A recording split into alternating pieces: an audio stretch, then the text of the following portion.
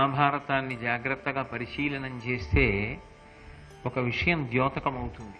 భారతంలో పురుష పాత్రలకి, పురుషులైనటువంటి వారికి ఎంత ప్రాధాన్యత ఉంటుందో స్త్రీలకు కూడా అంతే ప్రాధాన్యత ఉంటుంది. ఒక్కొక్కచో నిజానికి పురుషుల కన్నా కూడా స్త్రీలే ఎక్కువ ప్రధానమైనటువంటి భూమికని పోషిస్తారు. అందున మీరు స్త్రీల విషయంలో ఒక విషయాన్ని గమనిస్తే ఆంతర బాహ్య సౌందర్యముల రెండిటి కలయికగా జీవనం జరుగుతూ ఉంటుంది. బాహ్య సౌందర్యం కన్నా ఆంతర సౌందర్యం చాలా చాలా గొప్పది. ఎందుచేత అంటే అందంగా ఉండడం మన చేతిలో ఉన్న పని కాదు, అందంగా లేకపోవడం మనం ఏదో చేసిన తప్పు కాదు. అందం అనేటటువంటిది మనకి సంబంధించినంత వరకు ఎప్పుడూ మనం అందంగానే ఉంటాం. దానికి ఒక పరిమితి ఉంటుంది. లోకంలో భగవంతుడు పెట్టినటువంటి చాలా గొప్ప విశేషాల్లో అదొకటి. ఎవరికి వారు అందంగా లేరనుకోండి, అసలు వారు క్షణకాలం కూడా జీవించలేరు. అందుకే బొద్దింకకి బొద్దింక అందం, బల్లికి బల్లి అందం, మొసలికి మొసలందం, నాకు నేనందం, మీకు మీరందం. లేకపోతే ఎక్కడా కాలం గడపనటువంటి వాడు అద్దం ముందు నిలబడితే మాత్రం అంతసేపు కాలం ఎందుకు గడపగలుగుతున్నాడు అంటే ఎవడికి వాడు అందం. అలా ఉండకపోతే ప్రపంచం నడవదు. అది భగవంతుడు పెట్టినటువంటి ఒక గొప్ప విశేషం. లోకంలో ఆయన చేసేటటువంటి చమత్కారాలు అనంతంగా ఉంటాయి. అందులో ఇదొకటి. ఇక ఒకరు ఇంకొకరికి అందంగా ఉండడం అంటే లోకంలో అది ఎప్పుడూ ఒకరు అందరికీ అందంగా ఉండడం అనేటటువంటి మాట అన్వయం కాదు. కానీ ఎవరు ఎవరికి అందంగా ఉండాలి అంటే ధర్మమన్న చట్రంలోకి ఇమడాలి అంటే భార్యకి భర్త, భర్తకి భార్య అందంగా ఉంటే చాలు. అది ఒక్కటి ఉంటే పరమ సంతోషం వాళ్ళకి, పరమశాంతి సమాజానికి కలుగుతుంది. నేను అన్న మాట ఏం తేలిగ్గా వాడటలేదు. నేను మహాభారత సారాన్ని ప్రతిపాదన చేస్తున్నాను. భర్తకి భార్య అందగత్తె, భార్యకి భర్త అందగాడు, చాలు. వాళ్ళ జీవితాలు పరమ సంతోషంగా ఉంటాయి. సమాజం ప్రశాంతంగా ఉంటుంది. ఒక వ్యక్తి నా భార్య అందగత్తె కాదు అన్న భావన పొందిన ఒక స్త్రీ, నా భర్త ఎవరితోనో పోలిస్తే అంత సమర్థుడు కాడు, అంత గొప్పవాడు కాడు అన్న భావన పొందిన వాళ్ళ జీవితాలలోనూ సంతోషం ఉండదు, సమాజమునకు కూడా శాంతి ఉండదు. అది పరమ ప్రమాదకరమవుతుంది. అందుకే అందమనేటటువంటిది ఎక్కడ వరకు పరిమితము అంటే నిజానికి అది కాలము చేత ఎప్పుడూ కూడా పరిమితమవుతూ ఉంటుంది. కాబట్టి వారిద్దరి మధ్య అందం అనేటటువంటిది పరిమితమైపోతే చాలు. అది కాలగతిలో ఏమవుతుందంటే ఆ అందం క్రమక్రమంగా మానసికమైనటువంటి విభూతిగా మారిపోతుంది. మాకురు ధనజన యవ్వన గర్వం హరతి నిమేష కాల సర్వం మాయామయమిదమఖిలం హిత్వా బ్రహ్మపదం త్వం ప్రవిశ విదిత్వా అంటారు శంకరాచార్యులు వారు. 3 విషయాలు మాట్లాడారు. మా కురు ధన జన యవ్వన గర్వం. ధనము అన్ని వేళలా ఉంటుందని నమ్మకమే ఉండదు. ఎంతో డబ్బున్నవాడి డబ్బు అనేక కారణముల చేత వెళ్ళిపోతుంది. దొంగలు పడి తీసుకుపోవచ్చు, ప్రభుత్వం తీసుకుపోవచ్చు, సోదరులు పంచుకోవచ్చు, అగ్నియందు ఆహుతైపోవచ్చు, తన ఆరోగ్యమే పాడై ఆదాయము నశించిపోవచ్చు. ఎన్నో కారణముల చేత ఐశ్వర్యం వెళ్ళిపోతుంది. ఒక వయసు వచ్చిన తరువాత ఇక కుమారుడికి వెళ్ళిపోయి వాడు పెత్తనం చేస్తాడు. అప్పుడు నాది అని మాట్లాడినా వృద్ధాప్యం వచ్చాక నాన్నగారు మీరు ఊరుకోండి అంటాడు. కాబట్టి మా కురు ధన జన యవ్వన గర్వం. ఒకప్పుడు అందంగా ఉన్న శరీరం కాలగతిలో ఒకప్పుడు జర్జరీభూతమైపోతుంది. ఒళ్ళంతా ముడతలు పడిపోయి ఇలా అయిపోయారా, అంత అందంగా ఉన్న వ్యక్తి ఇలా ఉన్నారా ఇప్పుడు అని అనిపిస్తుంది. అందుకే అది కాలమును దాటి ఉండగలిగినది కాదు, కానీ ఒకప్పుడు అది అవసరం. అందుకే భగవంతుడు దాన్ని ఎప్పుడు అవసరమో అప్పుడు ఉండేటట్టు, ఎప్పుడు ఇక అవసరం లేదో అప్పుడు దాని స్థానంలోకి వేరొక ప్రేమ అంకురిస్తుంది. దంపతులకి 60 ఏళ్ళు వచ్చేసాయి. అప్పుడు ఇంకా బాహ్యమైన అందంతో ఏమీ సంబంధం ఉండదు. పిచ్చిది నాతో ఎన్ని కష్ట సుఖాల్లో పాలు పంచుకుందో, ఎన్ని ఉద్ధాన పతనాల్లో నాకు తోడుగా నిలబడిందో, ఎన్నిసార్లు నా జీవితం వైక్లభ్యాలు పొందితే సహించిందో అని ఆమె కొరకు అపారమైనటువంటి ప్రేమని పురుషుడు పొందుతాడు, ఆయన కొరకు ఆమె పొందుతుంది. అప్పుడిక శారీరకమైన అందంతో సంబంధం ఉండదు. మీరు మహాభారతాన్ని గమనిస్తే మహాభారతంలో అద్భుతమైనటువంటి విశేషములు కొన్ని కనపడతాయి. బాహ్యమునందు అందము.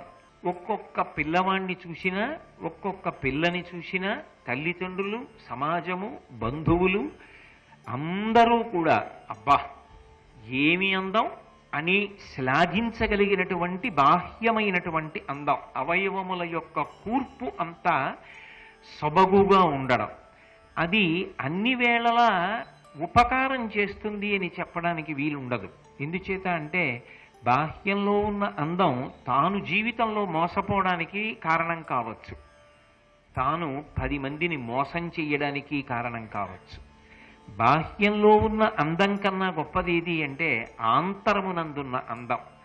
ఆంతర సౌందర్యం చాలా గొప్పదనుకోండి, బాహ్య సౌందర్యంతో నిమిత్తం లేకుండా నమస్కారమునకు యోగ్యుడవుతాడు. ఒక వ్యక్తి నల్లగా ఉండొచ్చు, సన్నగా ఉండొచ్చు, చొక్కా బనీను తీసేస్తే ఉరప్పంజరం అంతా కనపడుతూ ఉండొచ్చు, కానీ ఆయన్ని చూసేటప్పటికీ ఒక ఓదార్పు, ఒక గొప్ప శాంతి. అమ్మయ్యా ఆయన వచ్చాడు, ఇంకా పర్వాలేదు. ఇప్పుడు నాకు చెప్పండి, ఎంతో మందిని మోసం చేసి అందంగా ఉన్నవాడి యొక్క చిత్రపటాన్ని ఇంట్లో పెట్టుకుంటారా? బాహ్యంలో ఏ అందం లేకపోయినా కొన్ని కోట్ల మందికి తన వాక్కు చేత, తన చేష్టితముల చేత ఉపకారం చేసేటటువంటి వారి యొక్క చిత్రపటాన్ని ఇంట్లో పెట్టుకుని నమస్కారం చేస్తారా? ఇప్పుడు ఏది నిజానికి అందం అంటే బాహ్యమునందున్న అందం కన్నా చాలా గొప్ప అందం ఏది అంటే ఆంతర సౌందర్యం. లోపల సౌందర్యవంతంగా ఉండడం. లోపల సౌందర్యవంతంగా ఎలా ఉంటుంది? ఎవరిలో చూసినా ప్రేగులు, ఎముకలు, ధాతువులే ఉంటాయి. కాదు, గుణములు. ఎవరు లోపల ఎప్పుడు మంచి గుణముల చేత ప్రకాశిస్తూ ఉంటాడో, ఎవరి యందు ఎప్పుడు సుహృద్భావన ఉంటుందో, ఎవరు ఎప్పుడూ లోకోపకారం కోసం ప్రయత్నిస్తూ ఉంటారో, ఎవరు ధర్మానుశీలురై ఉంటారో, ఎవరి మనసు ఎప్పుడూ కూడా 10 మంది శ్రేయస్సుని కోరుతూ ఉంటుందో, అక్కడక్కడ ఏదైనా చిన్న దోషాలు వచ్చినా తమని తాము దిద్దుకునే ప్రయత్నంలో నిరంతరం ఉంటారో, అటువంటి వారిది ఆంతర సౌందర్యం. ఆ ఆంతర సౌందర్యం ముందు నిజానికి బాహ్య సౌందర్యం నిలబడేది కాదు, అంత గొప్ప స్థాయిని ఇది పొందలేదు కూడా. మొత్తం కుటుంబం నమస్కారం చేసేటటువంటిది, యావత్ ప్రపంచం నమస్కారం చేసేది ఎవరికి అంటే ఆంతర సౌందర్యం ఉన్నవాడికి చేస్తుంది. అది చాలా చాలా గొప్పది. అందున మహాభారతంలో ఇది ఎవరో ఒక పురుషుడు కలిగి ఉండడం కాదు, స్త్రీలు అంత అద్భుతమైనటువంటి విశేషాలతో విరాజిల్లారు. భారత చరిత్రనంతటినీ కూడా తిరగరాశారు. అసలు మన ఊహకి కూడా అందదు, ఇలా ఒక మనిషి ఉండగలడా, సాధ్యం అవుతుందా అని ముక్కున వేలేసేటట్టుగా జీవించి ఈ దేశానికి కీర్తి ప్రతిష్టలు తీసుకొచ్చినటువంటి అపారమైనటువంటి కీర్తి గణించినటువంటి స్త్రీమూర్తులలో అగ్రగణ్యులలో గాంధారి ఒకతే. ఆమె దుర్యోధనాదులకు తల్లి అయినప్పటికీ కుంతీదేవితో పోల్చినప్పుడు ఇంచుమించు ఆమెతో సమానమైన స్థానంలో నిలబడుతుంది. ఆమె జీవితంలో కూడా ఉత్థాన పతనాలు ఉన్నాయి. ఆమె జీవితంలో కూడా అక్కడక్కడ బలహీనతలు కనపడతాయి. ఆమె కూడా అప్పుడప్పుడు కోపానికి వశపడింది. కానీ మనుష్య జీవితం అన్న తర్వాత ఏ లోపాలు లేకుండా, ఏ అనుభవం లేకుండా, ఏ అగాధం లేకుండా, ఏ శిఖరం మీద నిలబడకుండా ఎలా నడుస్తుంది? కానీ మీరు బాగా విహంగ వీక్షణం చేసి పరిశీలనం చేస్తే గాంధారి జీవితం సుగుణాల పుట్ట. అంత గొప్ప వ్యక్తి. ఆ గాంధారీదేవి యొక్క జీవితంలో ఉన్నటువంటి విలువలు ఏమిటో, ఆమె యొక్క గొప్పతనం ఏమిటో మనం మహాభారతంలో పరిశీలనం చేసేటటువంటి ప్రయత్నం చేద్దాం. ఒకప్పుడు భీష్ముడు విదురుణ్ణి పిలిచి మాట్లాడాడు. ఎక్కడైనా లోకంలో ఇద్దరు పెద్దలు మాట్లాడుకున్నారనుకోండి, దానికి చాలా చాలా విశేషము, గౌరవము ఉంటాయి. పుల్లు మాటలు నిద్రలేచిన దగ్గర నుంచి రాత్రి వరకు మాట్లాడుకునే మాటల మధ్యలో ఏముంటుంది పరిశీలించడానికి? కానీ అనుభవశాలురు మాట్లాడేటటువంటి ఒక్కొక్క మాట వెనక అధ్యవసాయముతో కూడుకున్నటువంటి నిర్ణయములు, అభిప్రాయములు వ్యక్తమవుతాయి. ఈ వంశము విచ్ఛేదము కావచ్చిన కులము నిలుపగా సత్యవతీదేవి వచనమున సంతతి కావించను వ్యాసుడన జగత్కర్త దయన్. బ్రహ్మాంశలో వచ్చినటువంటి వ్యాసుల వారు ఈ వంశాన్ని నిలబెట్టారు. ఈ కులము వివర్ధింపగా నాకు అభిమతము, ఏను వింటి నలినేక్షణ తానేకశత సుతుల బడయగా ఆ కన్యక వరము బడసెనట హరుచేతన్ అంటున్నాడు. ధృతరాష్ట్రుడికి వివాహం చెయ్యాలి, పాండురాజుకి వివాహం చెయ్యాలి. ఇప్పుడు వంశాంకురాలు వాళ్ళిద్దరేగా ఉన్నది, వాళ్ళకి వివాహాలు జరగాలి.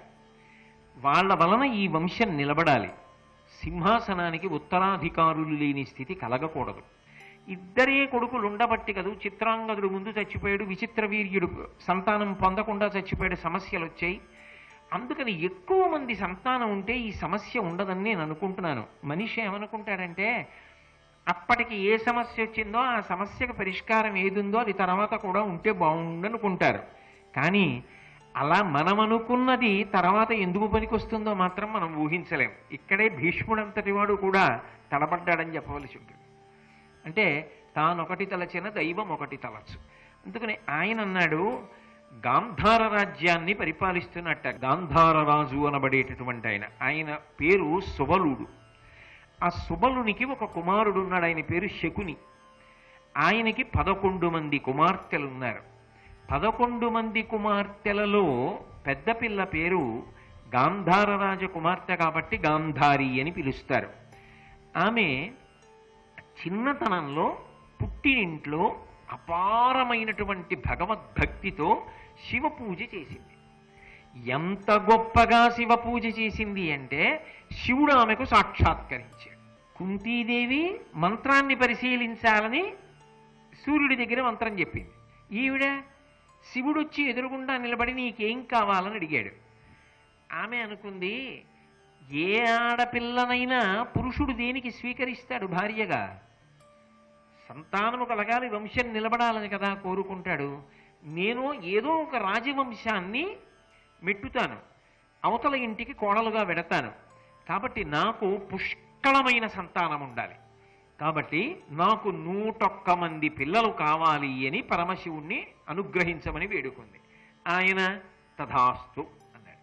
101 మంది పిల్లలంది తప్ప పరమసుగుణాత్ములు, ధార్మికులు, వంశప్రతిష్టను నిలబెట్టగలిగిన వారు అలా గాంధారి అంది అని భారతంలో ఎక్కడా లేదు. ఆమె ఏమడిగింది అంటే 101 మంది సంతానం అడిగింది. శివుడు కూడా తథాస్తు అన్నాడు.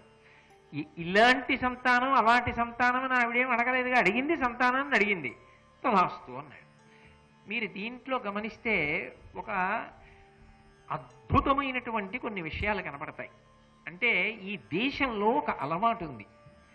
ఏమిటా అలవాటు అంటే, భీష్ముడు అంటున్నాడు కదూ, ఆమె ఎవరు అంటే ఏను వింటి నలినేక్షణ అన్నాడు. తామర పువ్వుల వంటి కన్నులు కలిగినటువంటి పిల్ల. ఆమె మంచి వంశంలో పుట్టింది, చాలా మంచి నడవడి కలిగినటువంటి పిల్ల. అంతేకాదు ఆమె శరీరమునందు కాంతి ఉంది. అంటే అంతటి లావణ్య రాశి, అంతటి సౌందర్యవతి. ఇప్పుడు ఈ పిల్ల రాజవంశంలో పుట్టాను, ఇంత అందగత్యని, ఇంతమంది నన్ను చూసి ఇంత అందంగా ఉంటావంటారు అని తృప్తి చెందలేదు. ఆమె ఈ అందం ఒకరోజు ఉంటుంది. ఈ అందం ఏ కారణం చేతనైనా పోవచ్చు. అది వృద్ధాప్యం వచ్చి పోవచ్చు, ఒకరికి నచ్చకపోవచ్చు. లోకంలో ఎలా ఉంటుందంటే ఎంత అందమైనది కూడా ముఖం మొత్తవచ్చు. అందులో రాజుల విషయంలో ఎలా ఉంటుందో తెలుసా? దక్షిణ నాయకత్వం ఉంటుంది. ఒకరికన్నా ఎక్కువ మందిని చేపడతారు. ఒకరికన్నా ఎక్కువ మందిని చేపట్టడానికి ప్రధాన కారణం ఏముంటుంది? ఈమె కన్నా అందంగా ఇంకో ఆవిడ అనిపించవచ్చు, ఈవిడ ముఖం మొత్తవచ్చు, ఈవిడ కన్నా ఆమె ఎందు ఇంకొక గుణం కనబడవచ్చు. పతాక స్థాయి గుణములను పొందాలి. గొప్ప విశేషం ఒకటి నా ఎందు ఉండాలి. ఇది ఆంతర సౌందర్యం. దీని కొరకు ఆమె శివ పూజ చేసి. మీరు బాగా గమనించండి, భారతంలో కొన్ని విశేషాలు కనపడతాయి. ఆడపిల్లలు మెట్టినింట్లో ఎందువల్ల రాణించారు అంటే, పుట్టినింట్లో వాళ్ళు ఏదో ఒక అభ్యాసం చేశారు, ఒక గొప్ప విశేషాన్ని పట్టుకున్నారు. ఇది జీవితంలో ఉండాలి. పురుషుడికి కానివ్వండి, స్త్రీకి కానివ్వండి ఉండి తీరాలి. ఎందుకు చెప్తున్నానంటే మనశ్శాంతి అని ఒక మాట ఉంటుంది. ఆ మనశ్శాంతి మీరు చేస్తున్న ఉద్యోగంలో మీకు ఎప్పుడూ లభిస్తుందని నమ్మకం ఉండదు. మీరు చేసే ఉద్యోగాలు ఒడుదుడుకులతో ఉంటాయి. అది జీతం కోసం చేస్తున్నటువంటి కొలువు. అందులో అన్ని వేళలా కూడా మనసుకి ఆనందం ఉండదు. కానీ ప్రయత్నపూర్వకంగా మీరు మనసుని సంతోషపెట్టగలిగినటువంటి మంచి విద్యని ఏదో ఒకదాన్ని అభ్యసించాలి. మీకు తేలిగ్గా అర్థం అవ్వాలి అంటే విలాస విద్య హాబీ అంటూ ఉంటారు. ఏదో హాబీ అండి అంటారు. అది మనిషిని గొప్ప తృప్తి వైపుకి నడిపిస్తుంది.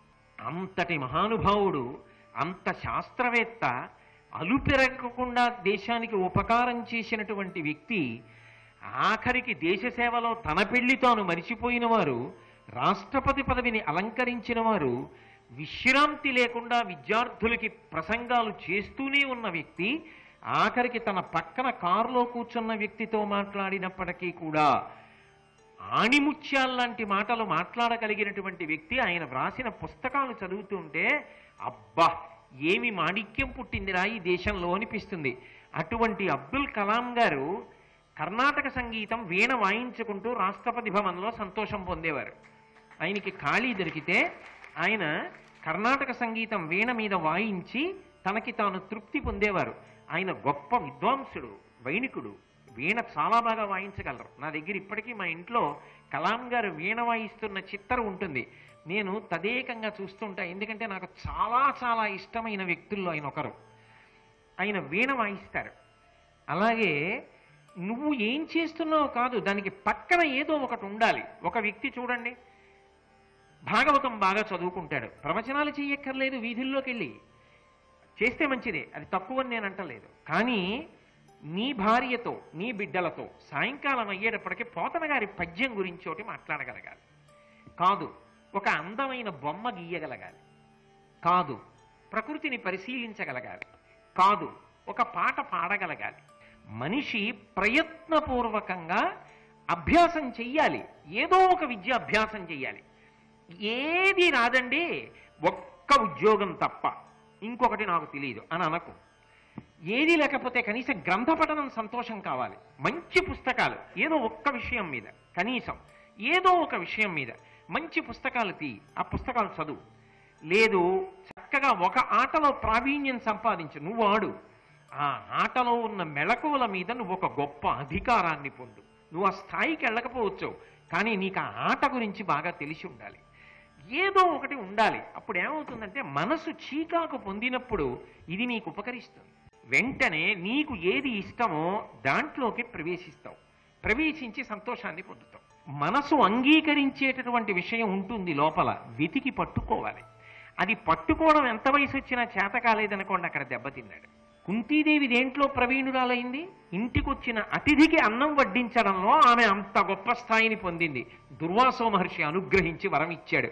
భారత చరిత్రని తిప్పి రాసింది, మలుపు తిప్పింది. గాంధారి పెద్దల వలన శివ పూజ ఎలా చేయాలో నేర్చుకుంది. అంత భక్తితో చిన్నతనంలో ఆమె మనసు మీద ప్రభావం చూపించడానికి అంత బరువు, అంత కర్తవ్యం ఏముంటాయి?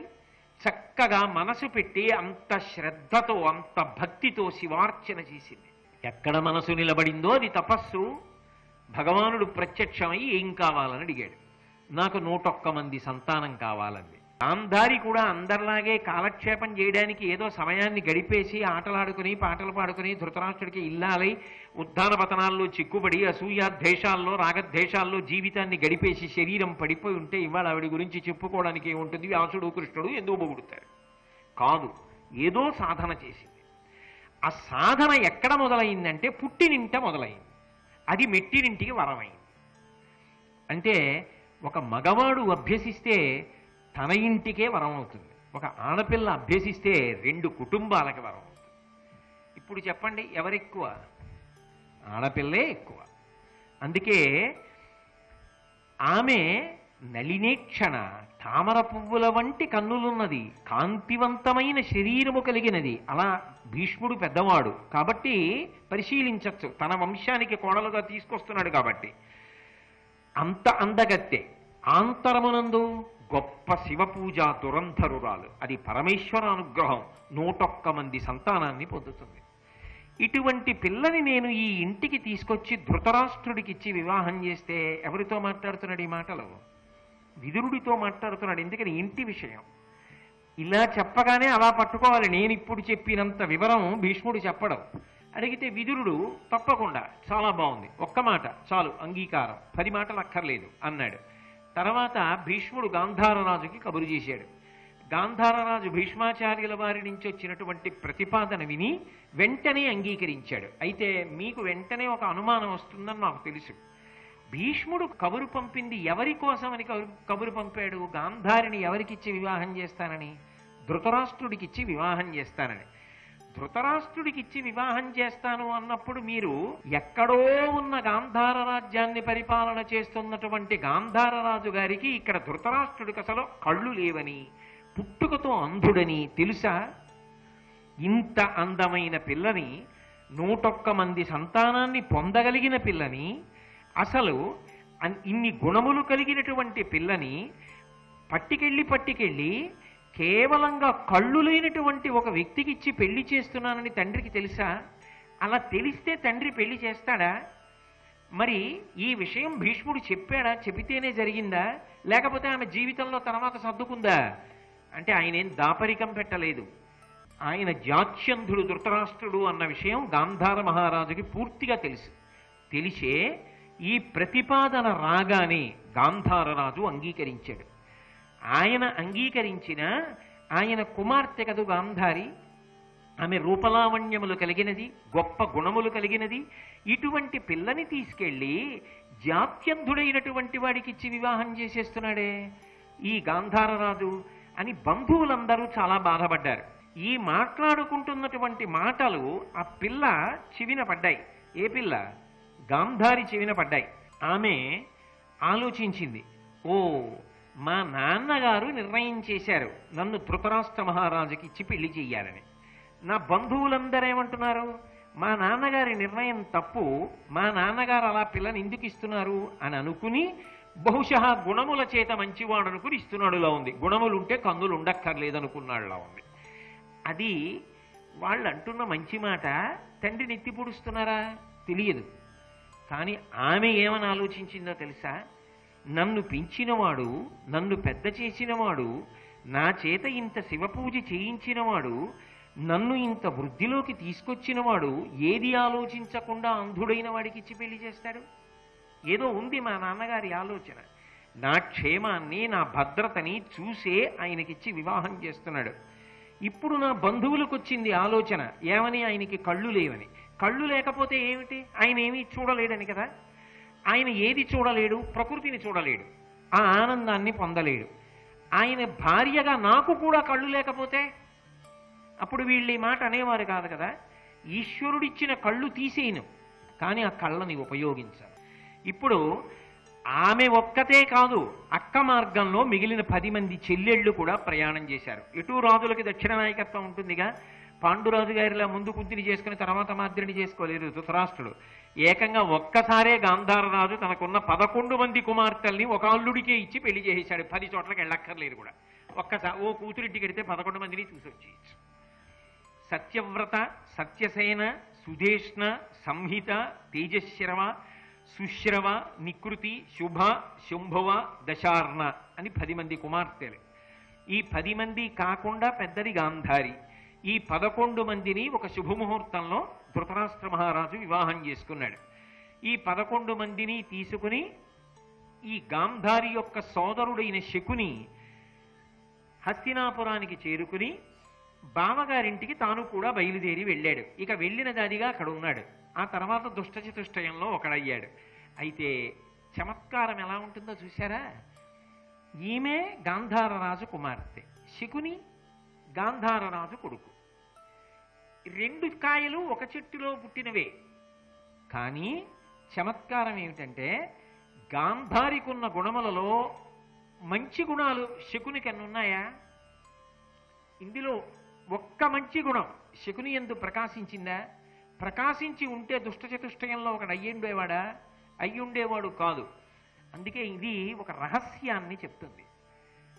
ఒక తల్లికి తండ్రికే పుట్టినటువంటి సంతానం ఒక్కలా ఉండాలని మీరు అనడం కుదరదు. ఆ భిన్నత్వం సమాజంలో ఉంటుంది. అది ఈశ్వరుడి యొక్క నియతి అంతే. ఆయన అలా చెక్కుతాడు సమాజాన్ని. కాబట్టి ఇప్పుడు ఈ 11 మంది పిల్లల్ని తీసుకుని శకుని హస్తినాపురానికి వెళ్ళాడు.